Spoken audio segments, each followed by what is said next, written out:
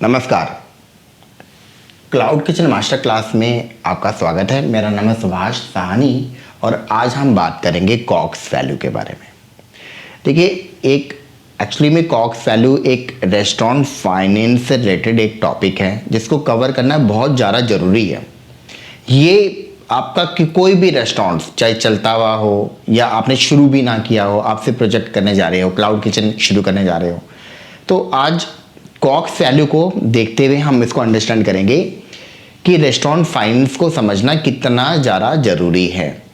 अगर आपकी finance factor clear है तो आप सब कुछ क्लियर है। मैक्सिमम केसेस में क्या होता है कि जो भी ऑनर्स है ना, उनको सेलिंग नहीं आती, इसलिए वो फेल हो रहे हैं, या वो फाइनेंस में प्रॉब्लम है उनका, इसलिए वो फेल कर रहे हैं। आज एग्जाम्पल से समझेंगे। एग्जाम्पल ऑलरेडी मैंने लिखा हुआ है और अब इसको अंडरस्टैंड करते हैं।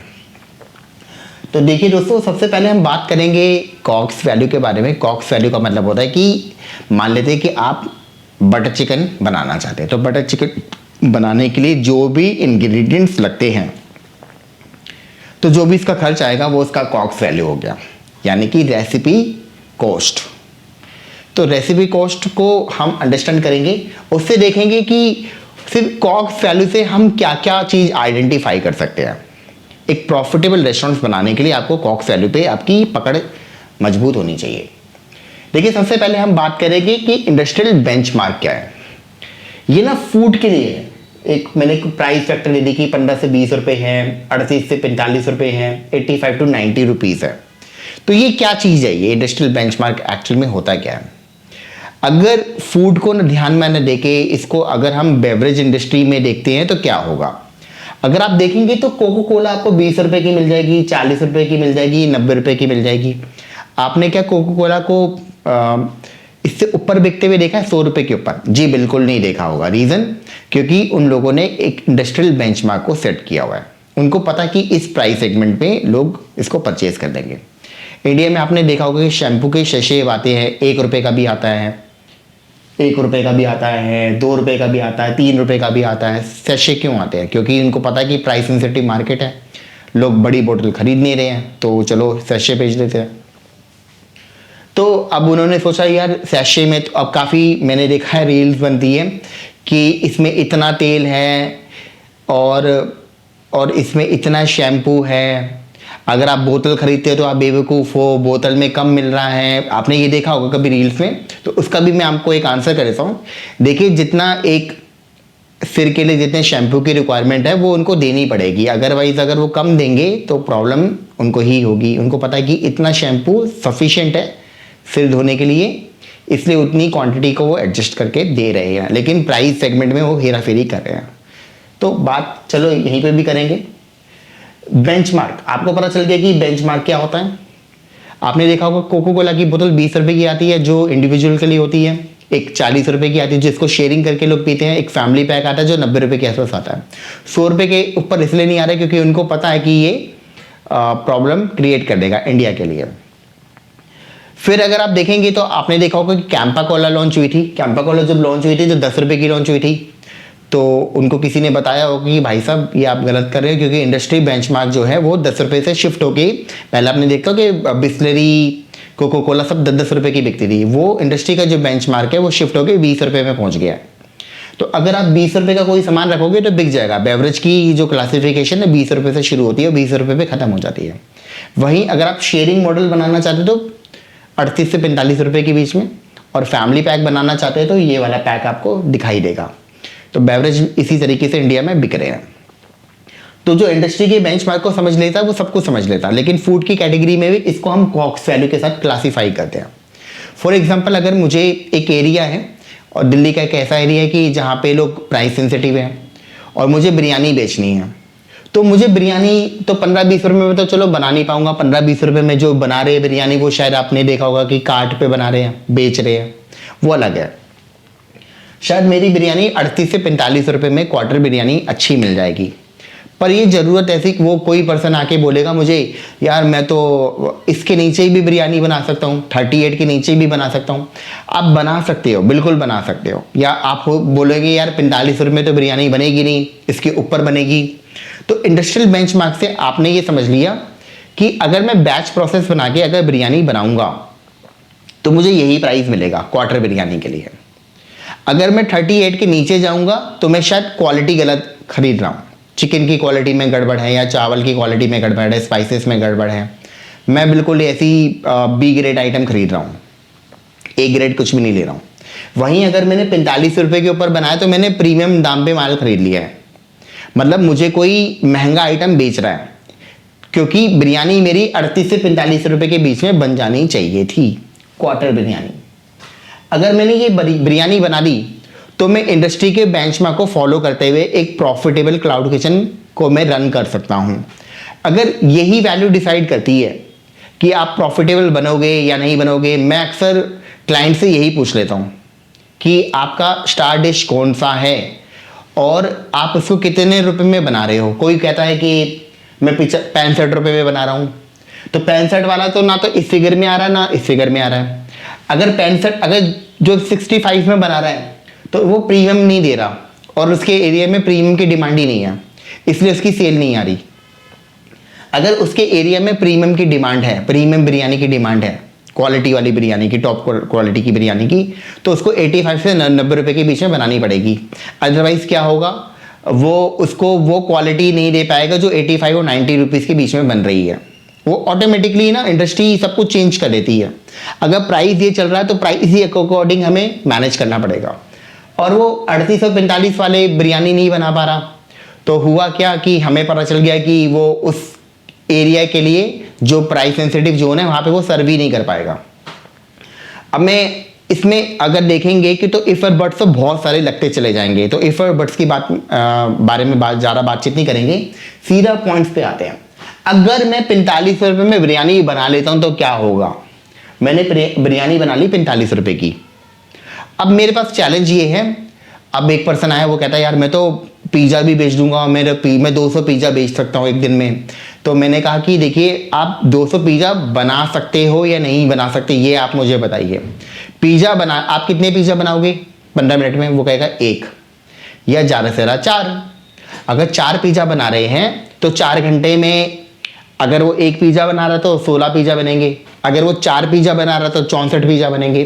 देखिए इंडस्ट्री का ये एक रूल है कि आपको पीक आवर्स मिलता है, उस पीक आवर जो होता है ना मैक्सिमम 4 घंटे का हो सकता है और मिनिमम 2 घंटे का पीक आवर्स होता है। आपने देखा होगा गोलगप्पे वाले कितने बजे आते हैं, शाम को 5 बजे लगाते हैं, उनको पता है कि 5 बजे से 9 बजे मेरी सेल निकलेगी। मोमोज वाले कितने बजे आते हैं, 5-6 बजे आते हैं, शायद इसलिए भी आते हैं क्योंकि म्यूनसिपल कॉर्पोरेशन का उनके पास लाइसेंस नहीं होता, कार्ट होते हैं मैक्सिमम। लेकिन आप समोसे की दुकान देखेंगे तो वो 4 बजे बनाते हैं और 8-9 बजे तक वो सेटल कर देते हैं। उन्होंने पीक आवर को आइडेंटिफाई कर लिया, सारा दिन समोसे नहीं बिकेंगे।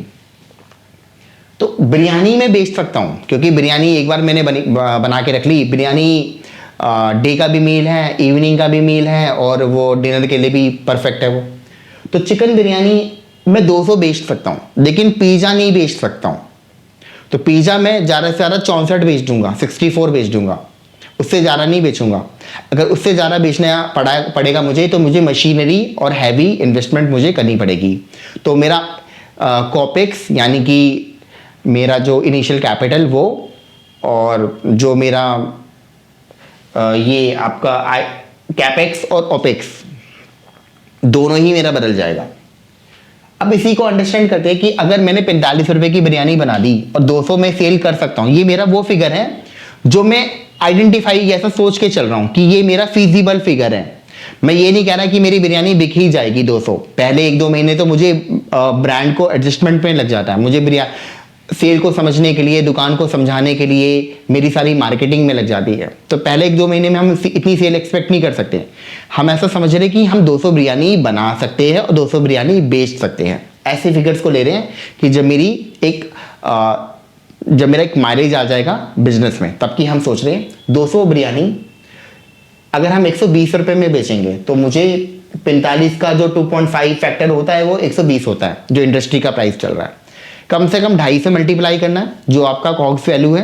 ये ऑफलाइन के लिए प्राइस है, इसका जोमेटो स्विगी से दूर दूर तक कोई नाता नहीं है। इसमें कस्टमर का डिस्काउंट वगैरह कुछ है नहीं इसमें। ऐसा समझ रहे कि आप दुकान लेके बैठे हुए। तो 45 है, आपने 75 रुपए का प्रॉफिट बनाया। मंथली रेवेन्यू अगर 200 की एवरेज रेट से चलेंगे तो 7,20,000 रुपये हो जाएगी। मंथली ग्रॉस प्रॉफिट आएगी, वो आएगी 4.5 लाख रुपए। अब बस मुझे इस फिगर को, मुझे कॉक्स वैल्यू से ये पता चल गया कि मुझे ग्रॉस प्रॉफिट कितना आने वाला है, वो आने वाला है 4.5 लाख रुपए। बस मुझे इस फिगर का इंतजार था। अब इस फिगर से मैं क्या आइडेंटिफाई करूंगा? इस फिगर से मुझे ये पता चलेगा कि मेरा उस जगह का रेंट क्या होना चाहिए। तो अगर मेरा जो आइडियल जो रेंट है वो कितना होना चाहिए? 8 से 12%। अगर मेरा रेंट इसके बीच में आ रहा है तो वो जगह एकदम परफेक्ट है मेरे लिए। आप सोचेंगे यार मेरे को तो 10,000 रुपए का भी रेंट मिल सकता है। मैं अगर 4.5 लाख रुपए के हिसाब से 8 से 12% देखेंगे तो मोटा मोटा 45-50 हजार रुपए के बीच में रेंट आ रहा है। इतना क्यों मैं दूं जब मुझे 10,000 रुपए की मिल रही है? आप 10,000 क्या, 5,000 रुपए की दुकान भी ले सकते हैं, लेकिन 50,000 एक अच्छी खासी रकम है आज भी इंडिया के लिए। तो इसका मतलब आपकी विजिबिलिटी बहुत स्ट्रांग है। आप एक ऐसी प्राइम लोकेशन पे बैठे हैं जहां से बिरयानी बेचने में आपको सहायता मिलेगी, हेल्प मिलेगा, आपको एक अलग से माइलेज आपको मिलेगा, आपको कुछ बैनर वगैरह की जरूरत नहीं पड़ेगी। तो 50,000 का अगर आप रेंट लेके सोच रहे हैं तो आप इसमें आप ऐसे सोचिए कि अगर आपको इसका 10% यानी कि होता है 45,500 रुपये होता है, तो हो सकता है कि इसमें बिजली के बिल्स भी हो, दूसरे बिल भी शामिल हैं, बिजली का बिल हो सकता है, पानी का भी बिल हो सकता है। तो आइडियल जो रेंट है वो 8 से 12% होता है, लेकिन इंडस्ट्री का बेंचमार्क 10% है। लेकिन अगर आप 8 से 12% का रेंट अगर दे रहे हैं तो बिल्कुल परफेक्ट रेंट है वो। ये कैसे पता चला? सिर्फ कॉक्स वैल्यू से पता चल गया मुझे। और मेरी सैलरी कितनी जानी चाहिए, अब ये भी बड़ा सवाल है। अगर मैं जो इंडस्ट्री का जो बेंचमार्क है वो 18% है, किस वैल्यू पे? 4.5 लाख रुपए पे। तो अगर मैं 15 से 20% का सैलरी डिप्लॉय कर रहा हूं, मतलब तो वो करीब करीब 1,20,000 रुपये एक जेन्युइन सैलरी है। मतलब 1,20,000 रुपये मेरे हेल्पर्स के लिए, मेरे शेफ के लिए, मेरे रसोई के लिए बिल्कुल परफेक्ट है। अगर ये ऑटोमेटिकली है ना, कैसे पता चल गया? इंडस्ट्रियल बेंचमार्क को हम फॉलो कर रहे हैं इसलिए पता चल गया। हम सही सैलरी दे रहे हैं। हम अगर आप कम सैलरी दे रहे हो तो आप सोचोगे मैं तो बहुत बड़ा होशियार बन गया, कि वैसे बड़ा होशियार तो कोई पैदा ही नहीं हुआ। लेकिन आप गलत सैलरी देके होगा क्या? आप ऐसे बंदों को एम्प्लॉय कर लोगे जो कभी भी भाग जाएंगे, या फिर आप ऐसे लोगों को हायर कर रहे हो जो गलत हायरिंग कर रहे हो आप। इसका मतलब ज़्यादा दोगे तो हो सकता है कि कभी कभी बहुत बड़ा काबिल इंसान मिल जाता है, तो आप थोड़ा सा एडजस्टमेंट कर सकते हैं। जैसे कि हमने 18% लिखा है, तो 15 से 20% is a good amount of salary. ये सैलरी के लिए बिल्कुल ठीक है। कैसे पता चला? इससे पता चला। तो इसने ये बता दिया कि आपका प्रोडक्शन कितना। अगर आपका प्रोडक्शन अगर कम है तो आपकी सैलरी अपने आप ही अपने आप ही वो बदल जाएगी। आपको पता चल जाएगा आपको सैलरीज क्या देनी है। ये क्यों कर रहे हैं? ये सब चीजें क्यों करना है? आपके मन में सवाल आ रहा होगा। इसके ये इसलिए कर रहे हैं कि क्योंकि हमें प्रॉफिट एंड लॉस को बिल्कुल बैलेंस करके चलना है। अदरवाइज क्या होगा? आपने हायर जोन पे सैलरीज देनी शुरू कर दी तो क्या होगा? आप ऐसा सोचोगे तो इसमें क्या होगा कि यहाँ पे प्रॉब्लम आ जाएगी। फिर आप इन लोगों को ही पैसा देते चले जाओगे, आप कभी प्रॉफिट मार्जिन नहीं बना पाओगे, कुछ नहीं आएगा, कोई प्रॉफिट नहीं आएगा। फिर अगर कम सैलरी दोगे तो ये आपके अंदर डर रहेगा कि वो पर्सन भाग जाएगा आपका। अगर वो पर्सन निकल के चले गए, आपकी सैलरी जो लेने वाले लोग निकल के चले गए, तो आपको फिर से शुरुआत करनी पड़ेगी, आपको फिर से धंधा बनाना पड़ेगा वहाँ पे। फिर दूसरी बात करते हैं कि 4.5 लाख रुपए अगर मेरे को मुझे ये लगता है कि यहाँ पे मेरी सेल आएगी, ग्रोस प्रॉफिट आएगा, तो मुझे इनिशियली कैपिटल कितना देना होगा? इनिशियली कैपिटल क्या होता है कि हम इसको 5 से मल्टीप्लाई कर लेते हैं। 5 से मल्टीप्लाई करेंगे तो करीब ये मोटा मोटा समझ लेते हैं 22 लाख रुपए हम समझ लेते हैं। और 22 लाख को हम आधा कर लेंगे, यानी कि 0.5। एक बहुत बढ़िया फिगर है। अगर इसके नीचे आप कैपिटल को डिप्लॉय करते तो आपके चांसेस ये हैं कि आप प्रॉफिटेबल हो जाओगे, बहुत जल्दी हो जाओगे। अगर आप 1 यूज कर रहे हो यहाँ पे फिगर, यानी कि 22 लाख की जगह 22 लाख रुपए ही कैपिटल यूज कर रहे हो, तो वहां पे प्रॉफिट लेने में 3 साल लग जाएगा, जो ठीक नहीं है। तो वो ठीक वैल्यू नहीं है। वहां पे कैपिटल को एडजस्ट करने में 3-4 साल लग जाएगा, तो वो ठीक वैल्यू नहीं है, क्योंकि आपका रिकवरी नहीं हो पाएगा पैसा। और वही अगर आपने 0.5 ले लिया तो उसकी रिकवरी के चांसेस बहुत ज़्यादा हैं, बहुत बढ़िया रिकवरी हो सकती है उसकी। और अदरवाइज क्या होगा, उसकी रिकवरी में समय लगेगा, इसलिए फैक्टर बहुत ज़रूरी है। तो अगर 22 लाख रुपए तो 10 लाख रुपए 11 लाख रुपए आपका सही कैपिटल है जो इन्वेस्टमेंट के लिए तैयार है। ये कैसे पता चला, सिर्फ कॉक्स वैल्यू से मुझे पता चल गया। तो आपको समझ में आ गया होगा कि सिर्फ कॉक्स वैल्यू से ही हम सारी चीजें निकाल लेते हैं। तो कॉक्स वैल्यू से बिरयानी का ही क्यों यूज करें, मेरे पास तो 10 आइटम है। देखिए आपकी 10 आइटम बिल्कुल नहीं बिकेगी, आपकी सिर्फ स्टार डिश बिकेगी, मतलब कि उस एरिया में क्या किस चीज़ की डिमांड सबसे ज़्यादा है वही बिकेगा। अगर आपके मेन्यू में बटर चिकन है, आप दूसरी आइटम भी बेच रहे हो, तो शायद हो सकता है कि बटर चिकन ही बिके और बटर चिकन से ही आपका फोकस मेन्यू रहेगा और उसके थ्रू ही आपकी दूसरी आइटम भी निकलेगी। आप सोचोगे सबका ही कॉग्स वैल्यू निकाल देता हूँ, देखिए जिसकी मार्केट में डिमांड नहीं है उसका कॉग्स वैल्यू निकाल के कोई फायदा नहीं है। फिर स्टार डिश के बारे में, तो स्टार डिश कौन सी होती है, जिसके बारे में हमने मेन्यू इंजीनियरिंग मैट्रिक्स में ऑलरेडी हमने पढ़ा हुआ है। तो आपने ये समझा, सिर्फ एक 45 रुपए के फिगर से मुझे सब कुछ पता चल गया। अब इसके आगे की कहानी सुनते हैं। तो मंथली ओपेक्स यानी कि रेंट और सैलरी अगर मिला दूं तो 1,70,000 रुपये हो जाते हैं। तो 4.5 लाख रुपए में से इसको माइनस करूंगा तो 2,80,000 रुपये मेरा नेट प्रॉफिट आएगा। तो इससे क्या होगा कि जो मेरा ब्रेक इवन है वो करीब करीब मेरे को 4 महीने में मुझे ब्रेक इवन मिल जाएगा। ब्रेक इवन का मतलब है कि आपने जो 11 लाख रुपए लगाए थे वो सारे रिकवर हो जाएंगे वो, और 1 करोड़ का जैसे माइलस्टोन है, क्योंकि हम तो पैसा बनाने आए हैं यहाँ पे, तो 1 करोड़ जैसे माइलस्टोन पे हम 14-15 महीने में वहां पे पहुंच जाएंगे। ये अगर सीधी सी बात है, अगर आप इंडस्ट्री के बेंचमार्क को फॉलो करोगे तो आपको प्रोजेक्शन मिल गया, आपको ये पता चल गया कि मैं 1 करोड़ कब तक कमाऊंगा, कैसे कमाऊंगा, कितनी मेरी मैक्सिमम सेल हो सकती है, सही कॉक्स वैल्यू क्या है। अगर आप सही कॉक्स वैल्यू को यूज करोगे तो अपने आप ही जो दूसरे आने वाले खर्चे हैं वो भी वैसे ही एडजस्ट हो जाएंगे, क्योंकि ये इंडस्ट्री ना वैसी ही चल रही है। जैसे फॉर एग्जांपल कि अगर तेल का भाव है, तेल का भाव इंडस्ट्री के बेंचमार्क पे सेट किया जाता है, आप नहीं बढ़ा रहे हो उसको, मैं नहीं बढ़ा रहा हूं, मैं तेल के भाव को कंट्रोल नहीं करता हूं, ना तो चीनी के भाव को कंट्रोल करता हूं। ये एक इंडस्ट्री का बेंचमार्क है। अगर हम इंडस्ट्री के बेंचमार्क के अकॉर्डिंग चलेंगे तो हमारी सारी कैलकुलेशन सही चलने लगेगी।